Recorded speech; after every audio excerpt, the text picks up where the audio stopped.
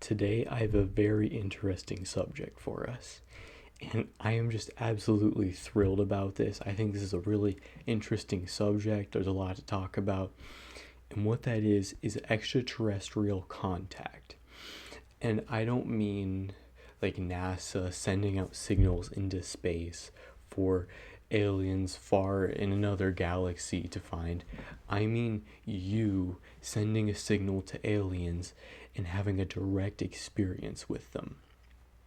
So, there have been a lot of negative experiences reported with extraterrestrial contact, them finding it scary and being scarred for life in some cases, but some have reported it to be quite enlightening and enjoyable.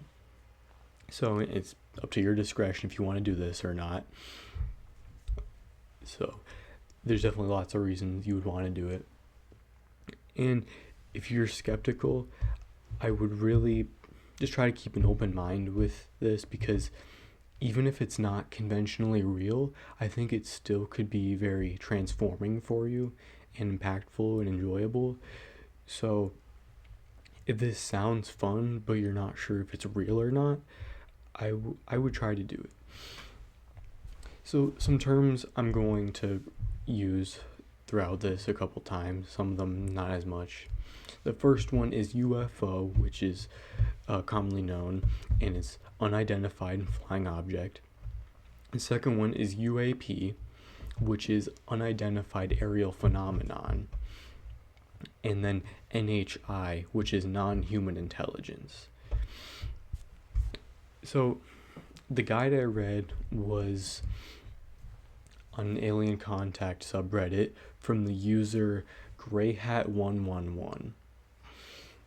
And at the beginning of his guide, he starts off with talking about sensory management, which essentially just means you want to get rid of all distractions.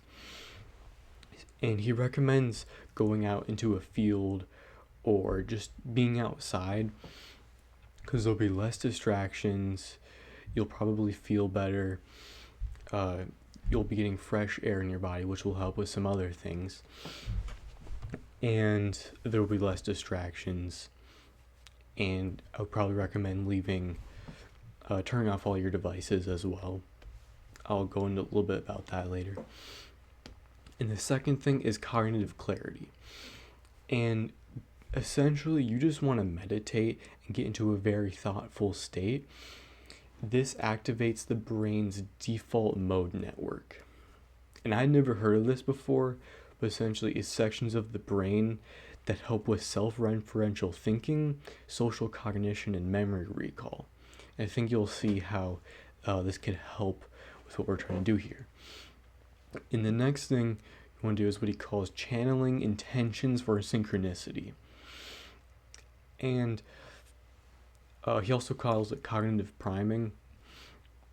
And if you're familiar with lucid dreaming at all, I would say this is kind of similar to mild, in that you're really setting a strong intention for this to happen, and a positive one as well.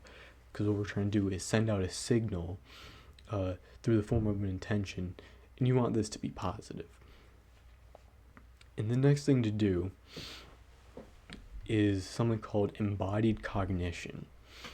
And really this is just breathing while envisioning all your negative energy flowing out of you.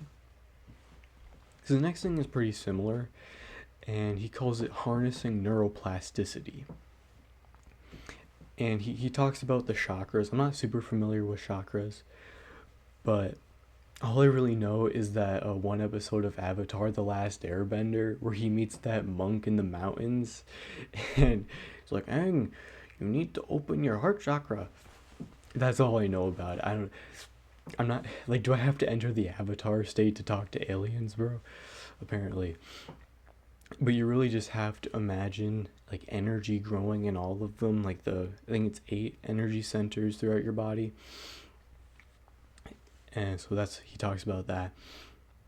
And then the second to last thing, he says to radiate quantum potential.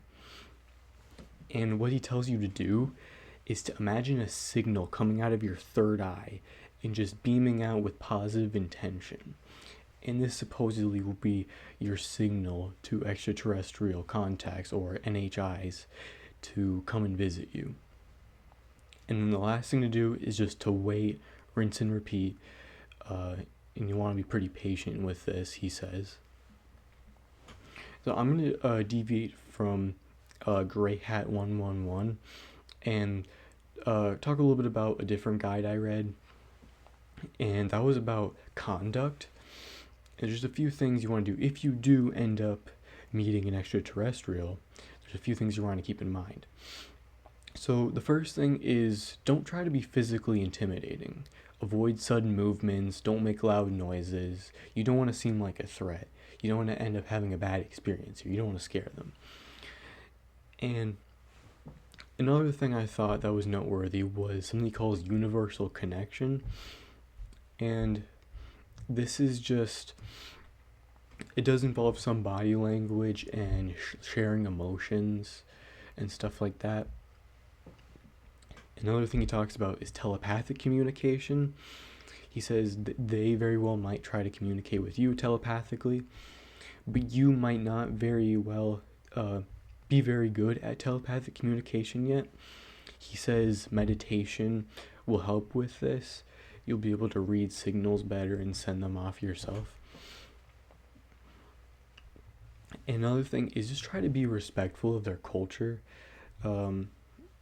I don't know exactly what they do, but if they give you some, like, I don't know what I was gonna say, but like, if they give you like a culturally significant food stuff, try it. I don't know what they're gonna give you.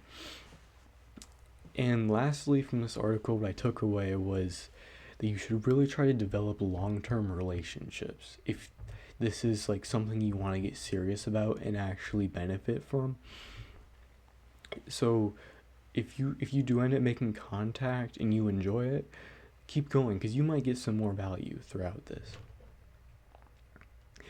And okay, that was the conduct guide. There's some notes from it. I'll link in the description. I definitely glossed over that, but that seemed like the important things. I want to go back to this user, Gray Hat 111, and he seemed to have a fairly interesting story. What I thought was most interesting about him is that he said he was putting together a group, like a full team, to capture UFO footage. And in the last step of his article, he said he recommends setting up video camera footage so we can get more evidence of these UAPs. And what he was talking about is that you can't use electrical cameras to capture these UAPs. He said it seemed like he was saying they damaged them or they turn off. So he had to get analog cameras, and his team had to work on getting a bunch of analog cameras.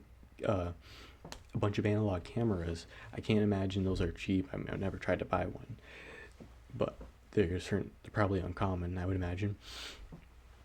And so they would take analog cameras, and apparently he got the team together, and they were planning on meeting up at some hot spots. I couldn't find any other posts from him about this team. It sounds very interesting to me, but unfortunately his account got banned. So I could only find his posts through Google search. And another post I found was his experience with paranormal phenomenon, or specifically his experience being abducted. And what happened to him was, when he was a kid, he didn't specify what age, he was in his room and he saw two aliens appear in it. Kind of stereotypical gray aliens. He said they seemed kind of slimy and like almost like they had like they were made of silicone, but they were slimy, is how he described it.